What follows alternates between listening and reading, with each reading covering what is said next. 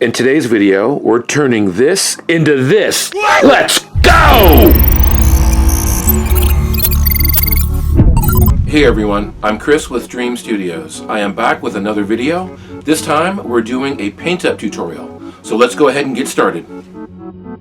Inside are the remains of, well, nothing right now. This needs to be painted, but we're going to do this. This is a 3D print. This is a resin, clear resin 3D print. High impact, beautiful parts. I have an STL available for this if you guys want to make your own NURHACHI. So I've got a translucent lid, urn body. We're going to turn this into this beautiful thing. For you Indiana Jones collectors, let's go. Alright, so I am going to trim these parts. There's just a tiny bit of trimming necessary. This piece prints like this. So there's a little bit of standoff supports to sand. This prints upside down. So there's most of the standoff supports are right here on the rim. And just a little bit on the upper part of the body, but then just nothing at the bottom. So this will be a really quick, probably 1 minute trim job. So I have a little bit of sanding to do because standoffs are near the bottom edge of this. Unseen really, but I'm just going to go and give it a quick sand. I'm using I think this is a 250 grit sanding sponge. I'll hit the bottom. It's hard to see because the parts are translucent. But if you use your finger, you can kind of see where, you can feel where we might need a little bit of sanding. And just a couple scuffs is all these need. That's ready to paint. Around the lip here. Going to spend a minute scuffing out anything I feel that needs a little sanding. So mostly here. Again, these flexible sanding sponges are your best friend for something like this because I can push it in and sand. Just a couple swipes. World of difference. Ready to go. Now on the body, I feel a little bit here. Just kind of feeling my way. Right, a little bit here. There's a couple standoffs that kind of reach up and connect. Boy, I'm telling you, this is a very, very beautiful, clean print.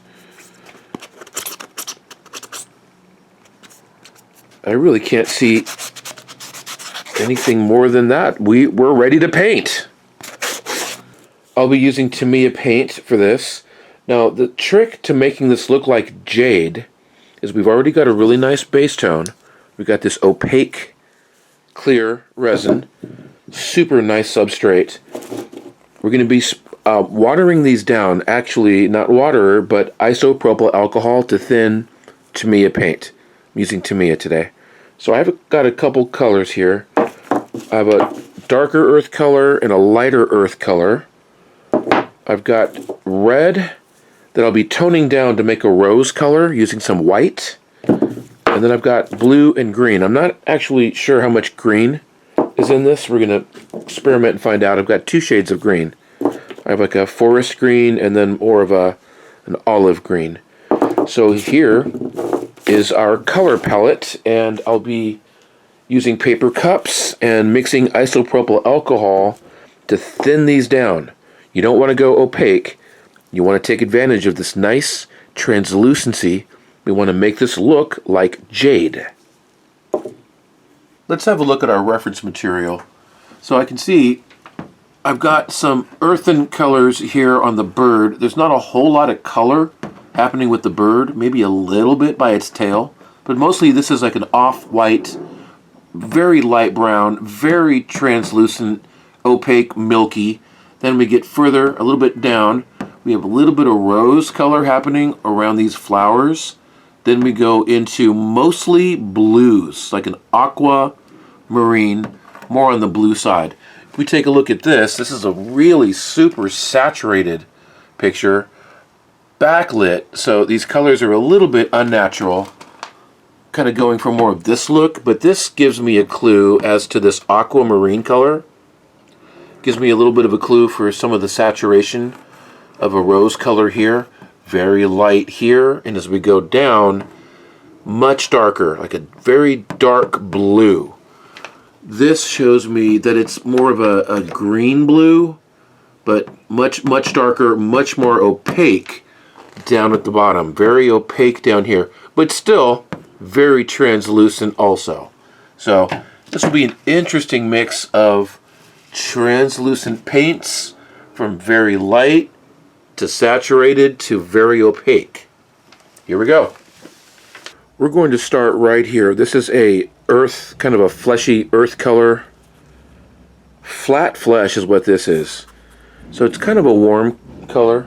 I'm going to start with a little bit of warmth on the top of this guy.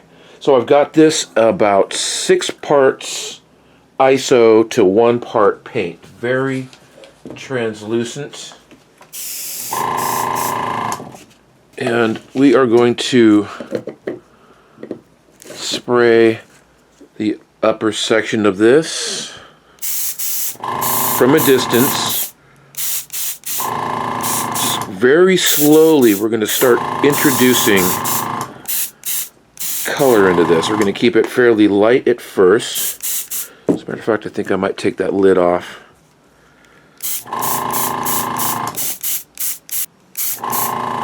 Okay, then I'll continue this color downward.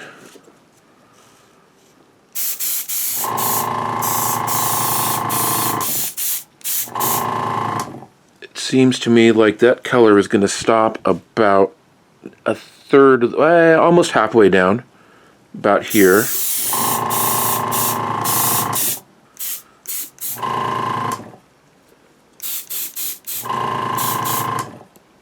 Okay, that looks good to me. I think I'm also going to spray inside the lip and inside this basin a little bit with that earth color. Not too much. We can always go back and add. We can also come back with ISO and take paint away. We can go back anytime and completely clear this and start over again. I've been doing a little mixing. Let me show you what I've got here. I have, and I'm labeling these cups as I go. I like to stay really organized. I've got a green blue. I have a straight blue, and all these paints have been saturated down with ISO. I've got a blue-green, so a green-blue and a blue-green, and a dark blue. The rose color we're going to do last. Now what I've also done, here's a little trick for you, is I kept one of my sprues. I've been doing the same steps as I have on the main parts on the sprue, so I can kind of test to see what I'm doing here. So I can see that a dark blue, very translucent, but it's very rich, dark, translucent blue. The green, this is the green blue, so more green than blue. And I'm just kind of seeing what these colors are doing. What am I looking like here on the translucent material? So I've been doing that back and forth. And just a pro tip, I like to spray out my ISO in one of these containers. You get like 4 of these for $10 on Amazon. Okay, so I'm ready to go. I'm happy with these colors: green, blue, blue, green, blue, and dark blue. Gonna load up this airbrush, and we are going to experiment on this for a minute, and then start in on those parts. I'll be starting with my blue-green color.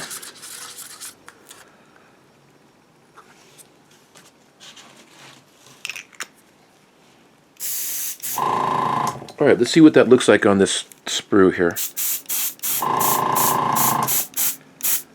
I'm loving that. It's very subtle. This color starts around here.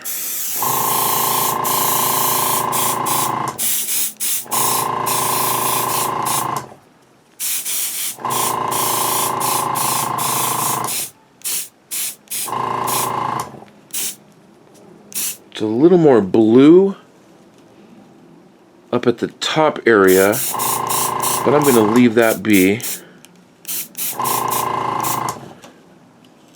Just get this color happening.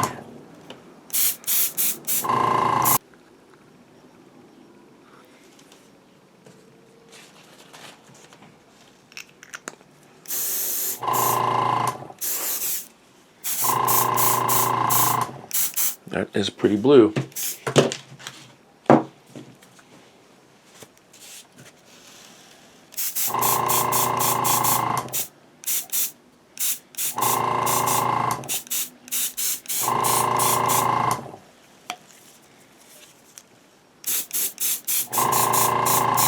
Now when I say dark blue, I still mean that this is very translucent. I just got a richer translucent color. Very dark. I think I'll also come in here with green. But I'm going to give it a head start with the dark blue.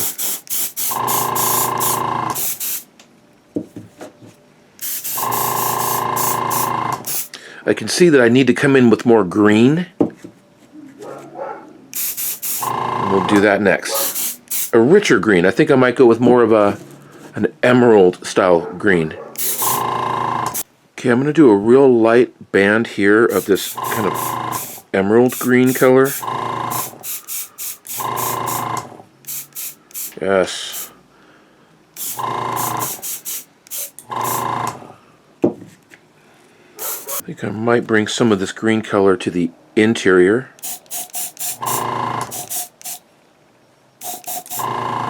We're still very translucent here.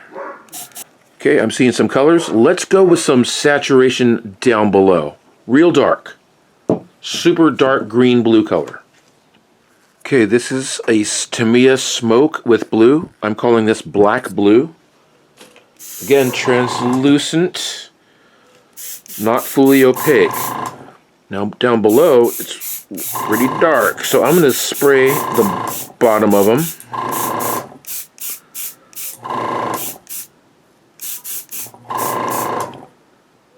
Yep, and I'm going to come up and get this darkness going on here at the base.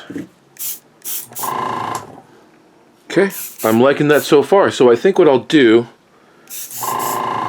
is I'll go back and forth with my blue, green, and dark colors and just keep massaging this until I'm happy.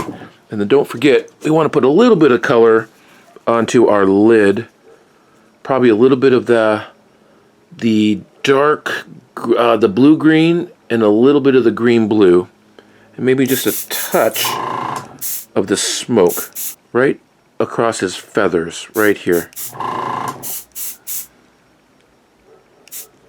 I have a tiny bit of that blue-green color on this bird. I'm liking him a lot. And I need more drama down below. Keep looking at this reference shots, and it's almost just black down here at the base. By the way, I'm using a miscasting. This casting has a little bit of missing parts down here. You can't really notice it, but just kind of experimenting here. But I think we're getting this. Okay, let's go with a little bit of this smoke color down below. Just kind of feathering it up. Feather it up from the bottom. This looks so much different in person than it does on camera. It's like a completely different thing, but you can't really see these colors that I'm seeing. Alright, so I'm just kind of smoking it out. My black, it's just straight black with a 1 part black to maybe 8 parts isopropyl alcohol. And now very selectively, even though you can't really see these colors accurately on this video camera, I'm going to very selectively put in some straight blue. A little bit in between these veins. A little bit here between these two. I think a little bit more on this flower.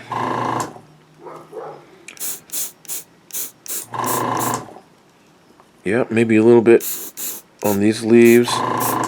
Seems like there's more of this saturated blue in between leaves and in between vines. There's a little bit of blue on this bird. So just real lightly, I'm just going to give it a taste of blue. Yeah, looking good. I might, off camera, I might go back and forth a couple times just to kind of blend things. But we are really close, guys.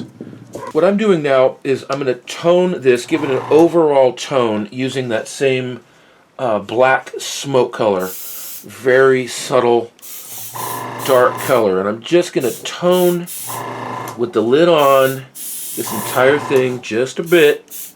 Maybe just bring a little more opaqueness down to the bottom. Just to help blend it, make it look a little bit older. Maybe get inside this lip. I might spray just a little bit into the interior. See how that looks. I like it a lot. Yep. If you look at the reference photos really close, there's a little bit of a rose color happening in a couple places. I see it here on the side of the vine. So I've got my air pressure turned really low on this airbrush, and I'm just going to kiss a little bit of that rose color right there. And I think I see a little bit over here, a little bit on this blossom. You can see it's just, I probably can't see it, but it's very, very subtle. Maybe a little here under this, a little bit over here, just very subtly. And I might, if I'm super cautious, do just a little bit. I see maybe there might be a little bit here joining the lid join, and a little bit of the bird. So just barely. It's just a whisper of color, rose color right there. Okay, we are looking pretty good here. I've got 2 more steps to do. One of them, I'm going to take a little bit of paint off the surface. I'm going to define some of these shapes by removing some of the paint, just to let some of the high detail kind of pop through and sing. So, real subtly, I'm going to do this with Q-tips. I've got a little bit of ISO on this paper towel. I'm not going to fully saturate this Q-tip, but I'm going to get a lot of that ISO on here, and I'm going to come in and start bringing a little bit of the paint off some of this high detail. Not much, just a bit. You can see, I don't know if you can see that, but some of that paint's coming loose. And I'm going to do that on a couple of these stems. I'm going to do that on this bird a little bit. Just bring off the paint, maybe a little bit on a few of these the leaves. Take a bit of the paint off the edges, just so that that really starts to come out at you now. Looks good. I think I might accentuate this vine a little bit by taking some of the paint off of him.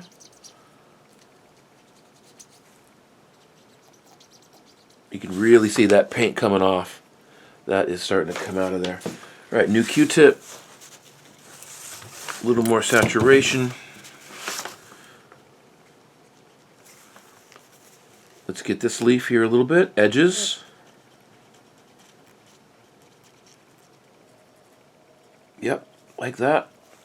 All right, so I'm just going to kind of go around this. I might do a little bit off of these blooms here at the top.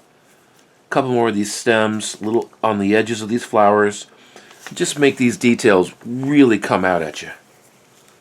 Polished jade is really kind of shiny. So what I'm going to do is give this a clear coat, a real light clear coat. I'm not going 2K automotive or anything fancy like that. Just using a Rust-Oleum gloss clear. Any brand name will work. I'm going to do these one at a time, one piece at a time. So this lid, real light let me demonstrate how light I'm going. I'm at a distance. Spray. Spray. At a far distance. And that's it. You don't want to clear it too much. If you do, you run the chance of just kind of knocking all that paint back down and having a really clear part again. We don't want it super clear. We want it translucent. So I don't want to lose all that paint and get all that gloss back. I just want it to be shiny. And that is enough for him. Let's do this body. Again, I'm pretty far away. Just giving it a spray. Real light.